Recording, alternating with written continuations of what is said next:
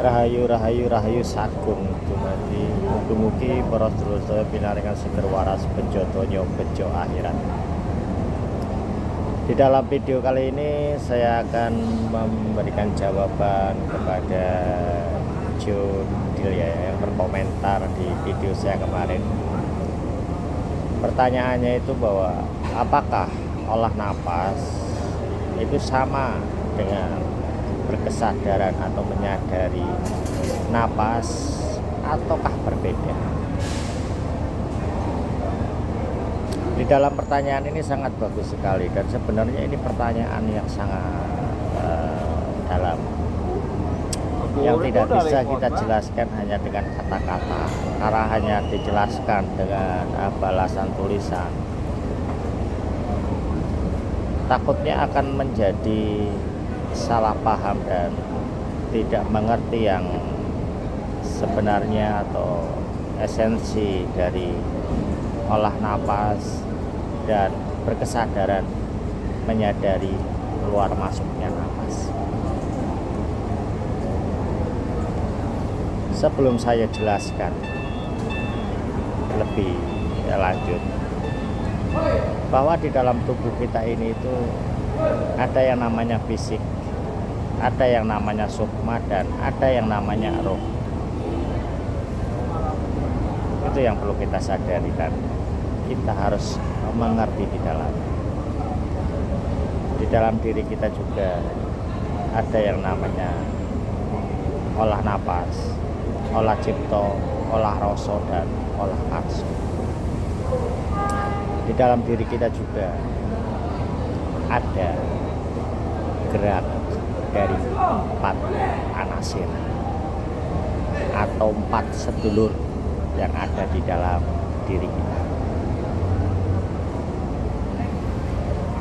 Olah napas adalah gerakan atau tindakan kita untuk memicu, membangkitkan energi yang ada di dalam diri kita atau menambah energi yang ada di dalam diri kita untuk membangkitkan vibrasi getaran yang lembut yang ada di dalam diri kita. Victor ya. Maka olah napas ini dilakukan untuk itu. Olah napas ini adalah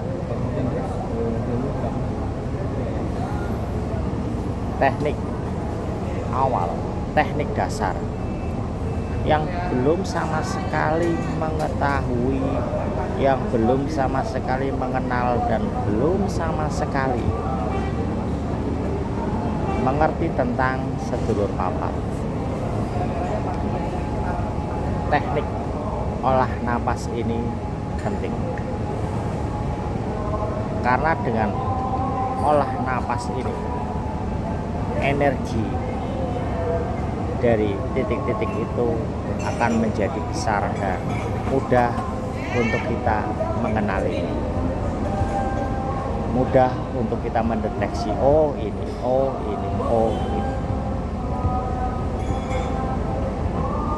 Bahwa untuk olah napas itu adalah untuk energi. Ngaruh pesanmu Ben. Oh iya, wis komat jare. Rok nih.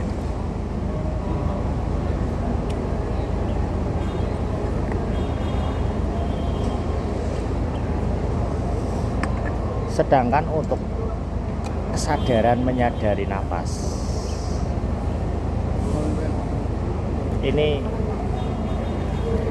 yang mempunyai hajat ataupun yang perangkat yang kita gunakan di dalamnya adalah cipto.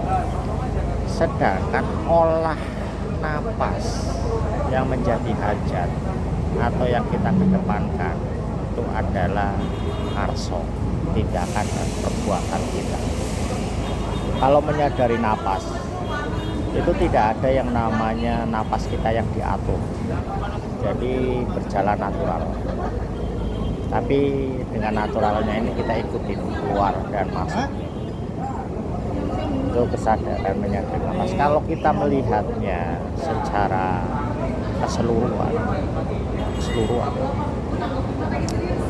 melihat dari tubuh kita bahwa kita mengolah napas dan menyadari dengan kesadaran napas.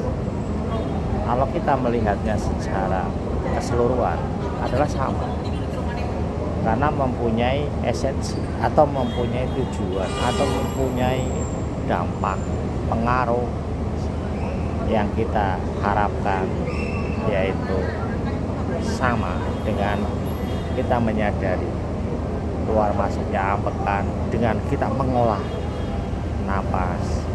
Ini adalah sama kalau kita melihat dari keseluruhan. Kalau kita melihatnya dari persub, kalau misalnya di dalam tubuh kita memperhatikan dari bagian-bagian persubnya, ini berbeda, sangat berbeda. Bahwa untuk olah napas adalah gerakan kita mengatur napas, menahan, menghirup dengan hitungan dan waktu tertentu, dan itu dilakukan secara terus menerus, di mana olah ini adalah bertujuan membangkitkan energi di dalam olah napas ini adalah energi kasar seperti prana, kundalini, dan juga energi kita yang masih kasar. Sedangkan untuk kesadaran menyadari napas ini kita sudah menggunakan energinya energi halus dan mendekati energi yang super halus. Jadi bisa dibedakan dari energinya udah berbeda. Jadi olah napas adalah energi prana yang dibangkitkan. Karena untuk teknik salah satu kita melakukan pengobatan atau penyembuhan terhadap diri kita sendiri terhadap energi destruktif, ya energi prana inilah, olah napas ini yang kita pakai, bangkitkan energi mana yang lemah, alirkan, fokuskan, bawa energi itu ke satu titik. Setelah kita sudah mengetahui prana, maka kita juga harus mengetahui energi yang namanya energi halus dan energi suci. Biar lebih gampangnya seperti ini, biar lebih gampangnya saya pakai perumpamaan, karena kalau nggak pakai perumpamaan susah untuk bisa mencerca ataupun memahami secara inti, karena ini itu suatu rasa yang dirasakan, dan rasa ini harus diucapkan, ini yang susah. Perumpamaannya seperti ini. Ada sebuah obor. Dari obor ini yang kita butuhkan adalah cahaya dari obor. Maka obor ini kita perlu yang namanya api. Pada saat belum ada api, ya, maka obor ini tidak berfungsi, tidak mempunyai manfaat. Jadi pada saat biar obor ini bermanfaat, maka kita perlunya api. Nah, olah napas di sini perlu api. Setelah api ini menyala, maka akan muncul cahaya. Cahaya ini yaitu kesadaran menyadari keluar masuknya napas. Bisa dimengerti ya? Untuk mengetahui cahaya ini makin terang, maka kita harus memerlukan api ini makin besar, maka akan menimbulkan cahaya yang lebih besar juga, yang melihat ataupun menerangi sesuatu yang tadinya gelap jadi terlihat, dan kita bisa mengerti dengan jelas karena cahaya. Nah, setelah kita sudah ini bukan berarti setelah kita sudah menemukan cahaya kita melupakan yang ini, enggak. Kita juga harus pelihara ini biar cahaya ini tetap eksis ataupun ada. Karena kita butuhkan itu cahayanya. Tapi api di dalam obor ini harus kita jaga. Sumbu dan bentuknya obor, bahan bakar di dalam obor, ini harus kita pelihara untuk mendapatkan cahaya ini. Maka semakin kita membutuhkan cahaya lebih terang, maka kita butuhkan ini yang lebih besar. Cahaya inilah yang kita pakai biar kita berjalan mengetahui dan kita bisa mengerti. Oh iya, karena di dalam terang kita bisa mengetahui segala sesuatu. Perumpamannya seperti itu, perbedaan antara olah napas, kita mengatur olah napas, dan berkesadaran menyadari napas.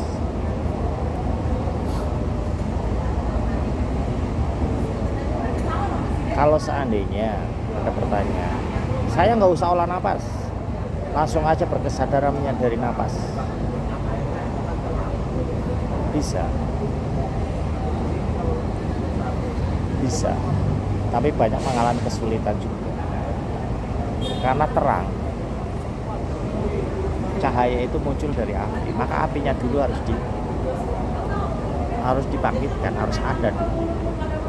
Obornya doang tanpa dia belum dinyalakan aja belum menimbulkan cahaya, belum menimbulkan cahaya. Sama seperti diri kita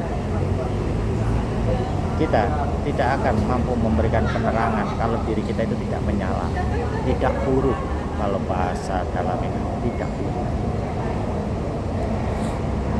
maka kita harus buruk. Inilah olahnya untuk bisa buruk.